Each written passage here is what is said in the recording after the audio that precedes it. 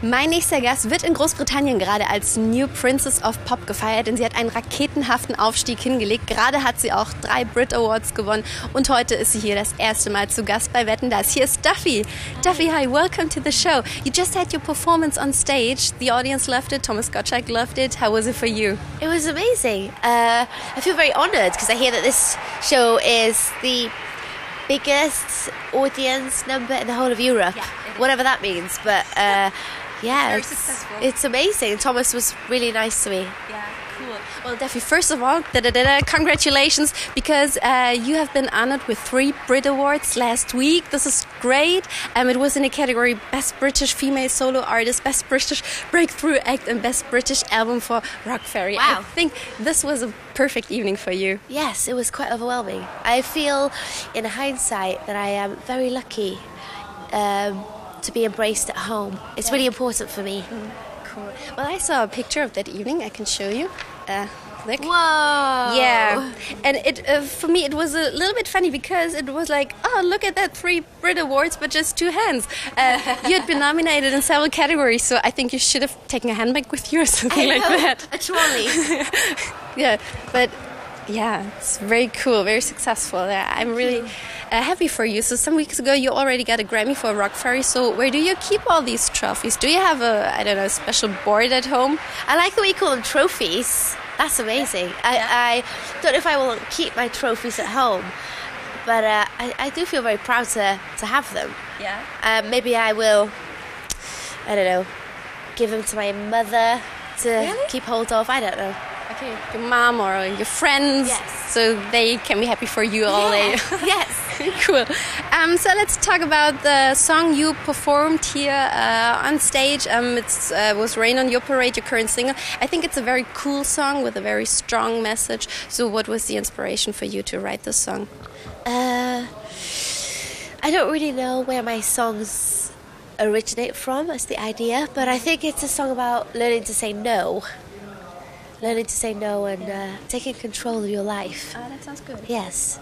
Well, and the song is taken from the deluxe edition of Rock Ferry, which features 7 new tracks, including a cover version of Please Stay. And this song has been interpreted by many artists before, like Elvis Costello or the Bay City Rollers. So why was it attractive for you to do your own version of the song?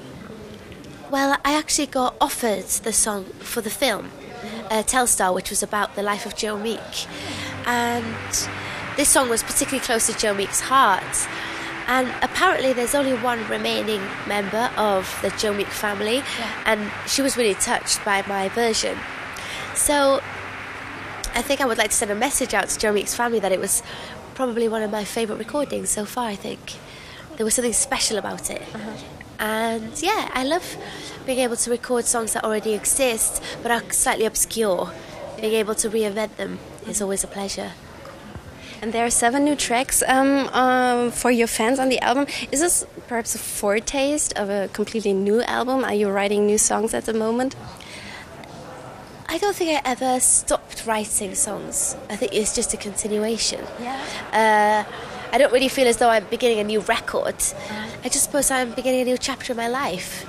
So when I feel as though that chapter is described well in music, I will release the next records. Well, and you did another cover version of a great song for the benefit of the charity organization War Child, and it has to do with Paul McCartney. He was asked to name a member of the current music generation to cover his song Live and Let Die, and whom did he choose? You. So how did you react when you were told that this music legend wanted you to sing one of his songs? It was during a very busy time in my life that I got the news. And sometimes I don't feel as though I'm able to truly appreciate the magnificent things that I have been able to receive. I feel very grateful, but when you're doing things so quickly, it's hard to take stock. But I do feel as though that was particularly special with Paul McCartney and the Beatles and British music. And of course, a lot of people ask me about the War Child as a charity.